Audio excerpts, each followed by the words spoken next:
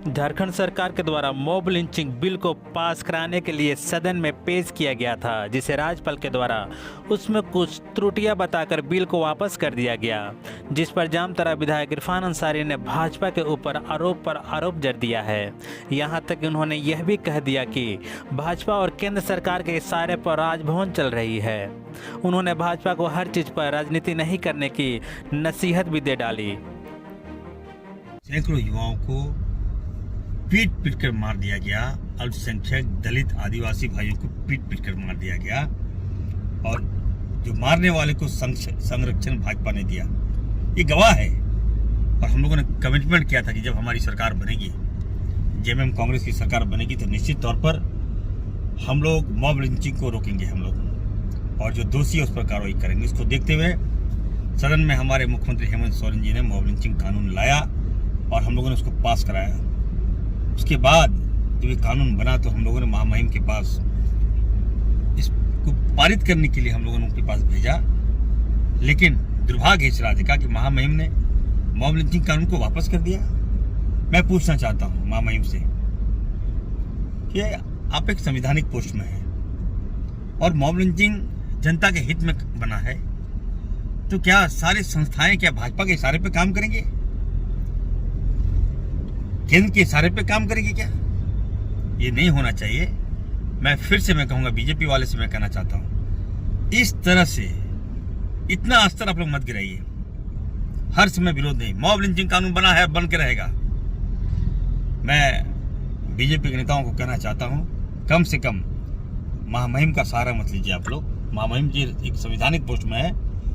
मैं महामहिम से आग्रह करूंगा कि इस पर पुनर्विचार कीजिए और इसको बहुत स्ट्रिक्टली मैं कहूंगा कि झारखंड में लागू कीजिए, और भाजपा को कहूंगा कि कम से कम हर चीज में राजनीति मत कीजिए। ये बीजेपी वाले लोग हत्यारे लोग हैं, और इसलिए ये लोग विरोध कर रहे हैं कि इनको सजा ना मिल जाए। याद होगा आपको, जो मॉब लिंचिंग के हत्यारों को ये भाजपा के केंद्रीय मंत्री ने माला पहनाया, ये बीजेपी के लोगों ने उनको मदद किया, पूर्व मुख्यमंत्री ने हत्यारों को सपोर्ट करने का काम किया। ये हमारी सरकार में नहीं चलेगी। हमारी हेमंत सोरेन की सरकार, हमारी कांग्रेस की सरकार। वहीं बोकारो से भाजपा विधायक ब्रंची नारायण ने राज्यपाल के इस फैसले का स्वागत किया है। भाजपा के मुख्य सचेतक सब बोकारो के विधायक ब्रंची नारायण ने कहा कि महामहिम राज्यपाल ने भाजपा की मांग पर मुहर लगा दी है। भाजपा लगातार इस बिल का विरोध कर रही थी, लेकिन राज्य सरकार ने मुसलमानों को खुश करने के लिए और हिंदुओं को दुखी करने के लिए इस कानून को लाने का काम किया था। उन्होंने कहा कि सरकार इस पर भी चेते और दोषपूर्ण बिल को वापस ले ले, ताकि विराट हिंदू भावनाओं को ठेस नहीं पहुंचे।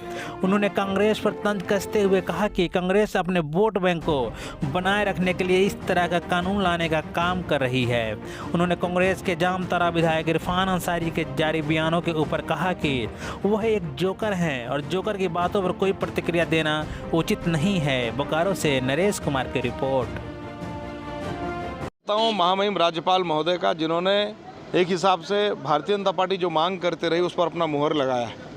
हम तो पहले से कहते रहे हैं कि ये जो मॉब लिंचिंग बिल सरकार ने लाया है, सिर्फ मुसलमानों को खुश करने के लिए और हिंदुओं को दुखी करने के लिए, ये हिंदुओं को प्रताड़ित करने के लिए मॉब लिंचिंग बिल लाया। महामहिम राज्यपाल ने ये कहा कि इसमें बहुत खामियां हैं, इसको वापस करता हूँ।